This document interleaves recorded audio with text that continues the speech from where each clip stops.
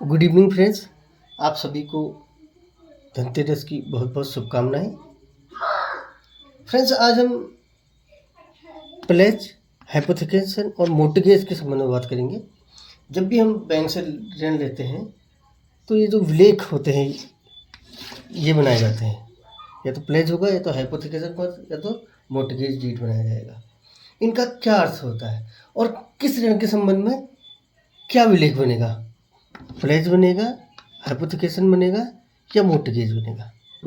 ठीक है फ्रेंड्स, सामान्य तो गिरवी जो शब्द प्रयोग किया जाता है कि हमने ये वस्तु गिरवी रख के ये ऋण प्राप्त किया है, तो ये तीनों को गिरवी एक संयुक्त रूप में समझा जाता है व्यवहारिक रूप में, जबकि ये तीनों भिन्न भिन्न ऋण के संबंध में भिन्न भिन्न रूप से भिन्न भिन्न अर्थ लेते हुए प्रयुक्त किए जाते हैं। ठीक है फ्रेंड्स, जैसे अभी हम देखेंगे फर्स्ट में प्लेज।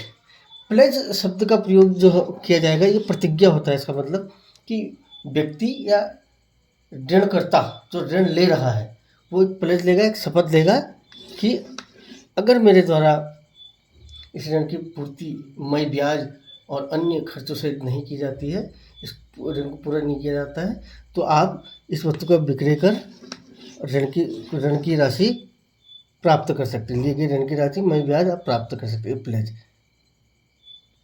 अब प्लेज कहाँ पर को प्रयुक्त किया जाएगा? जब हम एफडी के अगेंस्ट लेंगे, हमारे पास ये माना 1,00,000 रुपए की हमारे पास एफडी है, और उस एफडी के एवज में हम ऋण लेना चाहेंगे। जो भी प्रावधान होगा 80% या 75% जितना भी प्रावधान होगा उसके अनुसार हमें उस एफडी स्वयं में एक मूल्य रखती है। जो इसकी प्रिंसिपल राशि है 1,00,000 रुपये स्वयं की मूल्य रखती है।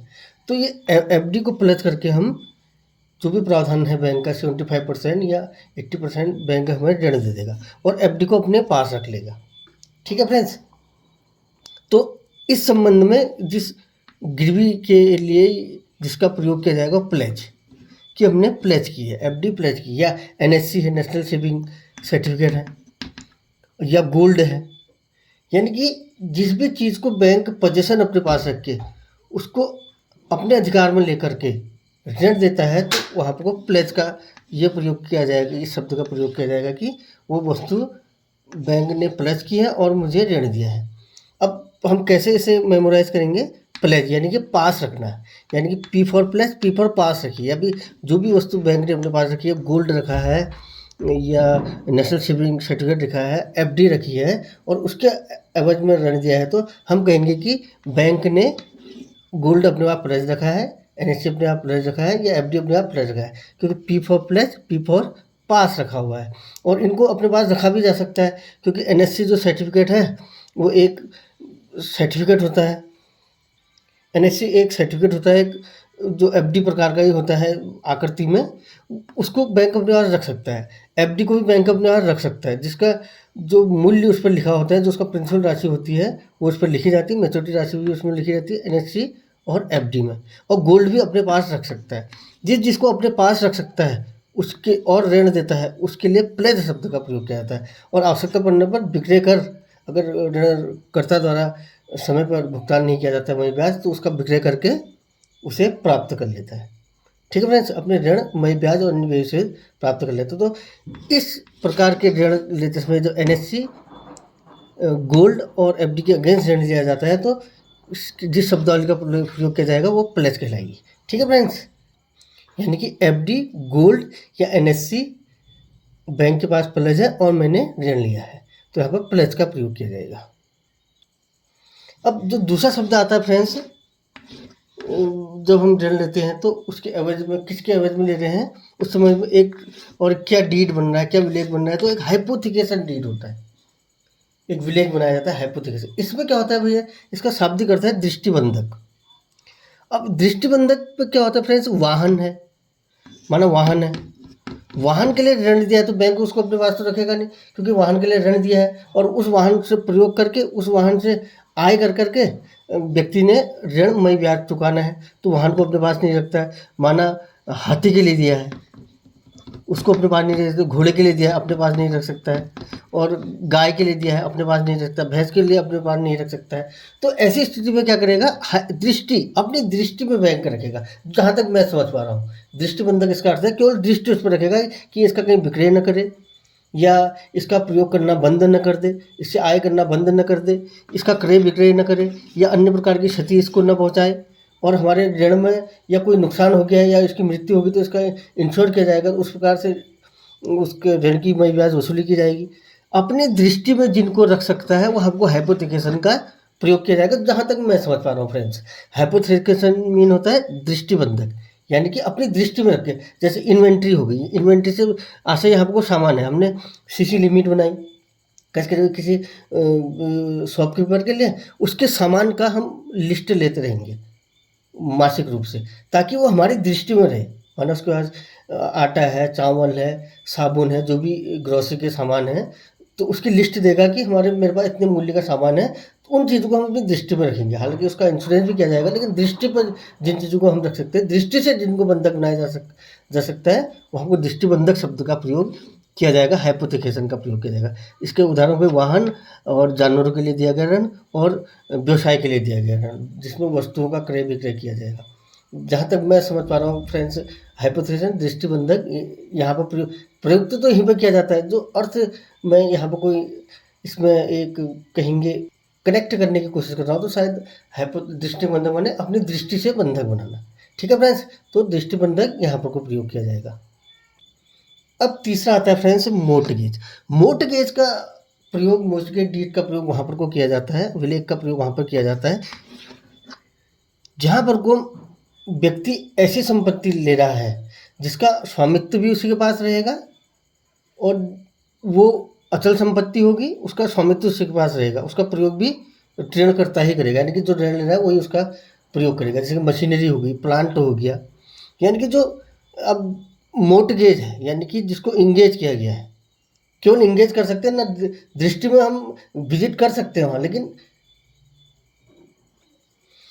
दृष्टि में भी हम उसे रख सकते हैं, विजिट हम वहाँ कर सकते हैं, लेकिन मोर्टगेज किया गया उसे उसका क्रय विक्रय न कर सके और किसी जिस उद्देश्य के लिए लिया है उसके इतर उसका प्रयोग न कर सके, इसलिए हम उसे कानूनी रूप से मोर्टगेज कर देते हैं। और मोर्टगेज में M for friends mortgage, M for मकान, ठीक है, मशीनरी, जो भी चीज़ ज़मीन से जुड़ी है, जो अचल है, जो हिल नहीं सकती है वहाँ पर से, वो उनका। और जैसे प्लांट लगा रहा है कोई, किसी ने वाटर प्लांट लगाया, किसी ने किसी अन्य वस्तु के उत्पादन के प्लांट लगाया, जो स्थिर रहेगी, वहीं पर रहेगी।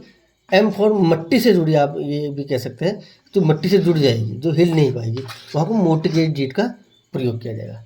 ठीक है फ्रेंड्स, तो फ्रेंड्स आज हमने देखा कि प्लेज, हाइपोथिकेशन और मोर्टगेज में क्या भिन्नता है और किस किस प्रकार के ऋण के लिए इन शब्दावली का प्रयोग किया जाता है, जो कि एक तार्किक है, लॉजिकल है और एक बोधगम्य है। ठीक है फ्रेंड्स, प्लेज जिस वस्तु को अपने पास रखे, जिसका पोजीशन अपने पास रख के बैंक ऋण देता है, उसे प्लेज के लिए अपने पास रखता है, यानी कि एफडी अपने पास रखता है और रख सकता है। और इसमें प्लेज एक प्रतिज्ञा ली जाती है और इसके एवज में ऋण दे दिया जाता है। आवश्यक प्रावधान कर सब प्लेज, यानी कि इसमें एफडी, एनएफसी और गोल्ड आदि इसमें मुख्य उदाहरण है। पोजीशन भी ऋणकर्ता के ऊपर होगा, यानी कि लैंडर के ऊपर के पास होगा, और ऋणकर्ता उसके एवज में जो है ऋणकर्ता, समझ कीजिए, ऋणदाता ऋणकर्ता को इसके एवज में इसके मूल्य के अनुसार आवश्यक प्रावधान के संग ऋण दे देगा और वस्तु को अपने पास रखेगा, तो प्लेज हो गया। तो हम कहेंगे वस्तु प्लेज है। तो प्लेज शब्द का प्रयोग एनएससी, एफडी और गोल्ड के लिए किया जाएगा। हाइपोथिकेशन जिसको दृष्टि में रख सकता है, दृष्टिबंधक जिसको दृष्टि में रख सकता है, अपने पास नहीं रख सकता है, उसे प्रयोग करने के लिए ऋणकर्ता, ऋणदाता नहीं, ऋणकर्ता जो ऋण ले रहा है उसको देना होगा, ताकि वो उसका प्रयोग करके आय भी करे, अपना अपनी जीविका भी कमाए और मई ब्याज बैंक को नियमित रूप से वापस भी दे। जैसे गाड़ी हो गई, भैंस हो गया और इन्वेंट्री हो गई, जैसे वस्तु लेता है, व्यवसाय के लिए ऋण लेता है, सामान लेता है, पोजीशन भी बना रखेगा, प्रयोग भी करेगा और इसका विक्रय करके मई ब्याज देगा भी। तो सामान्यतः अचल संपत्ति में हो रहा है, नहीं चल संपत्ति में, यानी कि गाड़ी, घोड़ा और जो है भैंस आदि के लिए इसका हाइपोथिकेशन डीड या विलेख का प्रयोग किया जा रहा है। ठीक है फ्रेंड्स। और मोर्टगेज, मोर्टगेज का प्रयोग फ्रेंड्स जो M for mortgage, M for मिट्टी यानी कि ज़मीन से जुड़ी हुई जो स्थिर है, जैसे मकान हो गया, और कोई ज़मीन लेता है, कोई प्लॉट लेता है व्यक्ति, या कोई मशीनरी लगाता है, कोई प्लान लगाता है जो स्थिर वहीं पर रह रही हैं, तो हमको मोर्टगेज कर दिया जाएगा और एक कानूनी विलेख तैयार किया जाएगा जिसे मोर्टगेज कहेंगे, और जिसके कारण, जिसके होते हुए ऋण ऋणकर्ता उसका विक्रय, क्रय विक्रय या अन्य प्रयोग नहीं कर पाएगा। ठीक है, ये भी यहाँ पर को भी एक हाइपोथिकेशन डीड बनेगा, विलेख बनेगा, और यहाँ पर भी, और यहाँ पर को प्रतिज्ञा ली जाएगी। तो फ्रेंड्स आशा करता हूँ कि इन शब्दावलियों को मैं स्पष्ट करने में सफल रहा हूँगा। प्लीज़ लाइक, सब्सक्राइब और शेयर कीजिए। पुनः आपको धनतेरस की बहुत बहुत शुभकामनाएं। Thank you very much.